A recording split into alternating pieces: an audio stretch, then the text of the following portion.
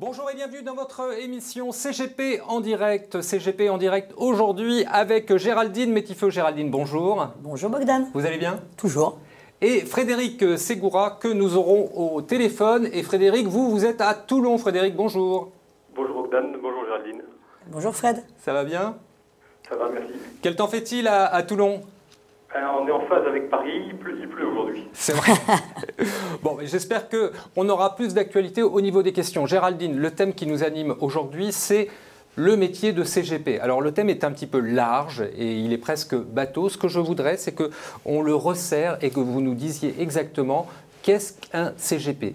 Alors d'abord, Bogdan, il n'est pas bateau, parce que justement, personne ne sait vraiment ce qu'est un CGP, donc je pense qu'il a au contraire plein d'actualités. Au moment où tous nos statuts sont discutés, c'était le moment de réexpliquer aussi ce qu'est un CGP. Et un CGP, c'est d'abord un métier de conseil avant un métier d'intermédiation.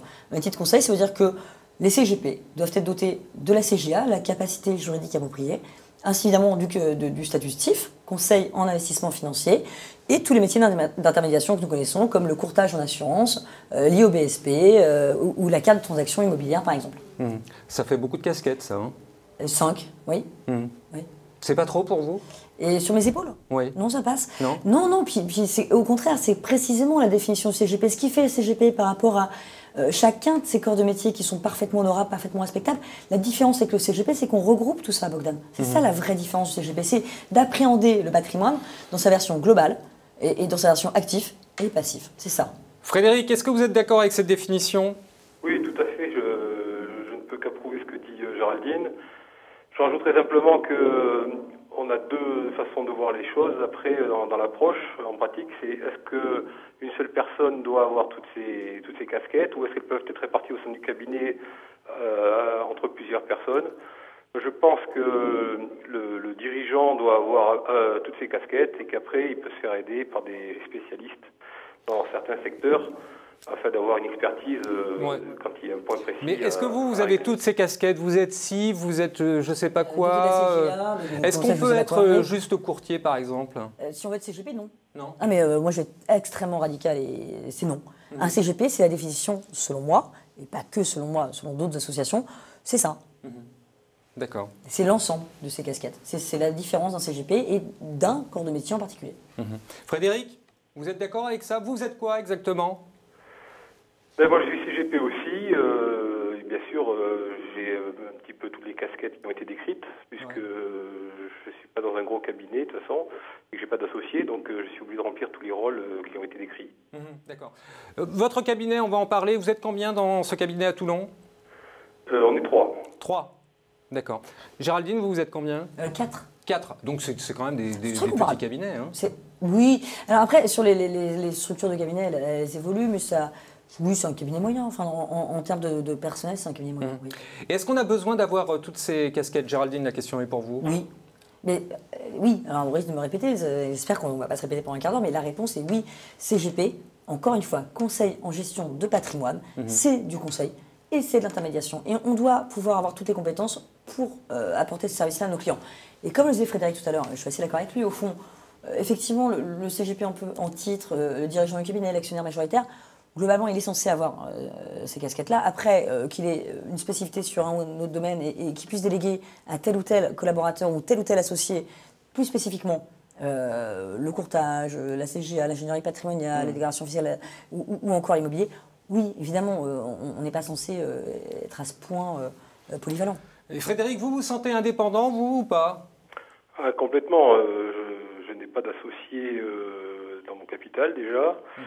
Donc forcément, de ce côté-là, je n'ai aucun accord commerciaux. Enfin, oui, je le sens et je le revendique parce que je pense que c'est un de nos gros atouts. Est-ce que vous pensez que le métier le vit comme ça? Est-ce que vous pensez que tous les CGP sont indépendants?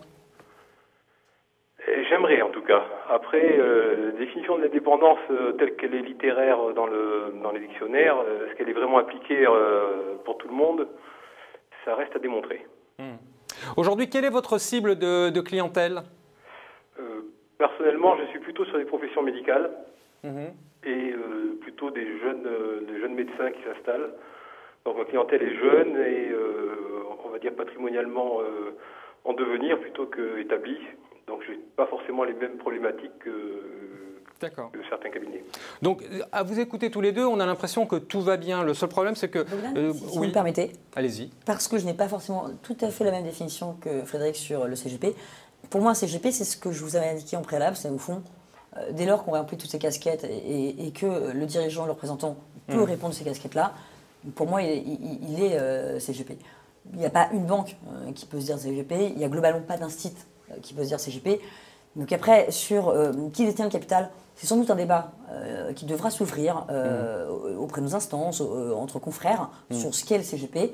Mais dès lors qu'on est d'accord sur les casquettes, il y a un modus operandi, une façon de travailler, un respect de la clientèle, un attitude personnelle, je n'ai pas de souci avec ça. Les gens, est-ce qu'on est CIF, passif Mais pour l'instant, on essaie de démontrer déjà ce qu'est un CGP. Ouais. Le CIF, à part des clients très spécialisés, comme les miens par exemple, qui sont pour l'essentiel avocats, ils voient très bien ce qu'est le statut CIF qui existe depuis 2005, donc ils le connaissent, ils l'ont vu dans les textes, voilà. Mais objectivement, on s'en fiche. Le problème, il est qui est le CGP. Nos casquettes demain, si on s'appelle plus CIF, qu'on s'appelle PSI, qu'on s'appelle autre chose, ça ne va pas beaucoup les intéresser. Ce qui va vraiment les intéresser, c'est le travail qu'on délivre pour eux, la matière qu'on offre à nos clients. Le reste, et dès lors que ça couvre tous les pans du métier de la gestion de patrimoine, actif, passif, courtage, intermédiation, conseil, le reste, ça n'intéresse pas grand monde, l'appellation que vous mettez derrière. C'est pour ça que, à mon sens, l'appellation de CGP, elle est primordiale à cet égard. Alors, à vous écouter, tout va pour le mieux dans le meilleur des mondes. Et pourtant, on n'arrête pas de nous parler de réglementation, de lourdeur, que vous êtes débordé, que vous n'en pouvez plus. Frédéric ? Oui, ça c'est indéniable. La réglementation est de plus en plus lourde. Et je pense qu'on ne pourra pas... les cabinets qui vivaient avant seuls ou avec une seule assistante, par exemple, ont vécu et qu'il va falloir forcément passer à une vitesse supérieure pour pouvoir survivre. Donc pour vous, ça, ce modèle-là, c'est terminé. Il faut se regrouper aujourd'hui. Il faut se regrouper ou s'associer, monter des cabinets avec plusieurs associés, avoir plusieurs compétences et puis des cabinets assez gros pour pouvoir avoir du personnel pour traiter toute la réglementation. D'accord. Géraldine, vous êtes d'accord avec ça ou pas? Oui, 100% sur Alter Egal. Moi, je n'ai créé ce cabinet d'abord avec des gens en bas qui mis de l'office pour justement permettre l'application de ces réglementations tant dans la relation qu'on a avec nos clients que celle qu'on a avec nos autorités de tutelle. Et je m'occupe principalement, moi, de la partie commerciale avec les clients, donc je suis 100% d'accord avec ça. Après, celui qui souhaitera, et je ne suis personne pour le dire, hein, c'est juste l'opinion de Géraldine Métif que vous demandez, donc je vous la délivre, mais au fond, celui qui veut être seul avec 40 clients et qui se débrouille parfaitement et qui gère 50 millions, bah, s'il y arrive nickel, bah, je suis très contente pour lui.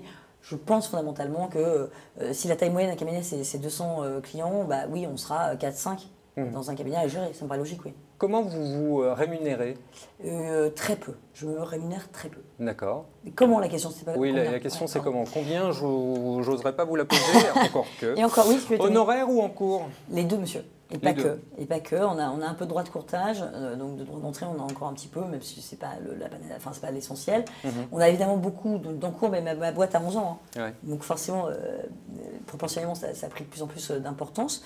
Les honoraires, on sont restés relativement stables, donc on grossit en numéraire et sont restés stables en volume, ça doit être 15% de mon chiffre d'affaires.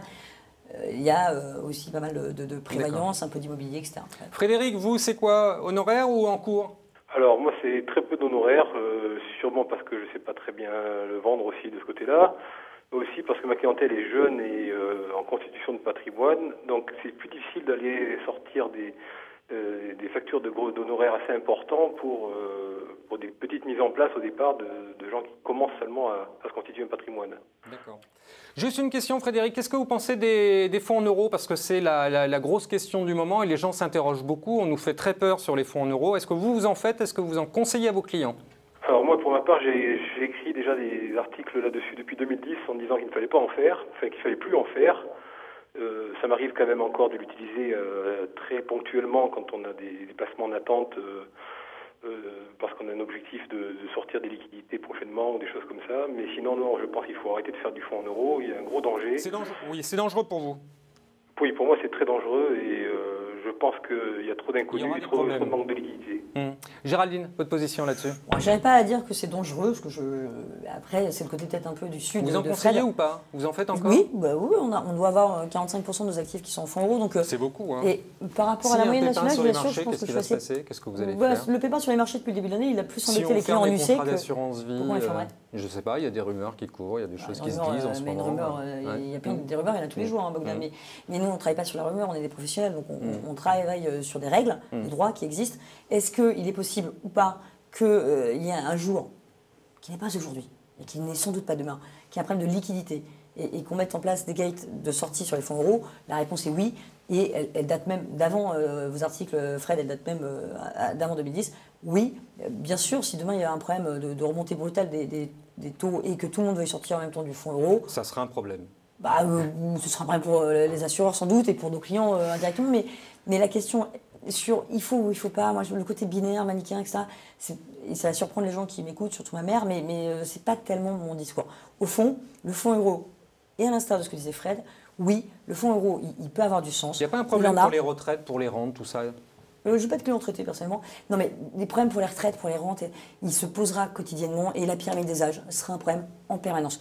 La question aujourd'hui que vous me posez, c'est est-ce qu'il ne faut pas aller sur le fonds euro? Le fonds euro aujourd'hui, dans une certaine mesure, en expliquant aux clients que le cas échéant, il pourrait y avoir un problème de liquidité qui ne se pose pas. Je tiens juste à le rappeler parce que j'adore les gens qui créent la peur et qui adorent vendre de la peur. Moi, je n'en vends pas de la peur. C'est pour ça que je n'ai jamais vendu de contrat luxembourgeois. Je ne vends pas la peur. Mais fondamentalement, en expliquant aux clients qu'il y a un risque éventuellement sur la liquidité de son contrat dans la partie fonds euro, ça ne paraît pas délirant de l'écrire, de l'expliquer, et ça ne paraît pas être un problème en soi. Frédéric, pour terminer très vite, quel est le produit que vous conseillez le plus à vos clients aujourd'hui? D'aller voir Géraldine. Je reste sur l'assurance vie, et ça reste quand même le produit phare le plus souple et le plus avantageux. Bien sûr. Oui. C'est votre conseil principal aujourd'hui? Oui, c'est une enveloppe fiscale qui est quand même très intéressante. D'accord. Géraldine, de votre côté? Oui, alors je vais rejoindre Frédéric avec peut-être une toute petite différence, c'est qu'on est très sur le contrat de capitalisation, mais parce que nos clients vont être très rapidement, ou le sont, soumis à l'ISF et qu'il y a une problématique de transmission au conjoint hors réserve et que le contrat de capitalisation à cet égard est relativement fantastique. Pour terminer, Frédéric, la question est pour vous. Est-ce que vous êtes inquiet pour votre métier ou pas? Alors, inquiet un petit peu, je ne suis pas super serein, je m'interroge beaucoup, j'ai beaucoup d'interrogations et j'observe attentivement les derniers textes et tout ce qu'on peut entendre parce que effectivement on ne sait pas trop comment ça va tourner. Géraldine? Alors non, moi je ne suis pas inquiète, mais je ne suis pas d'une nature inquiète. Je pense que précisément le CGP, parce qu'il est CIF et parce qu'il est toujours CIF, il est mieux préparé que d'autres corps de métier à ce qui va se passer là, dans 6 mois, ou en 2018 avec des DDA et MIF 2. Voilà. D'accord. Géraldine, Frédéric, merci beaucoup à vous deux d'avoir joué le jeu. Merci, madame. Voilà, l'émission touche à sa fin. Juste, je vous rappelle la règle du jeu. La règle du jeu, c'est que vous êtes les bienvenus sur ce plateau pour vous exprimer sur le thème de votre choix. Et bien sûr, vous êtes aussi cordialement invités à intervenir au téléphone si vous le jugez utile ou vous souhaitez venir en contradiction de l'invité en plateau ou de l'invité au téléphone. Voilà, merci. On se retrouve la semaine prochaine, c'est-à-dire le 22 juin à 18 h. Merci.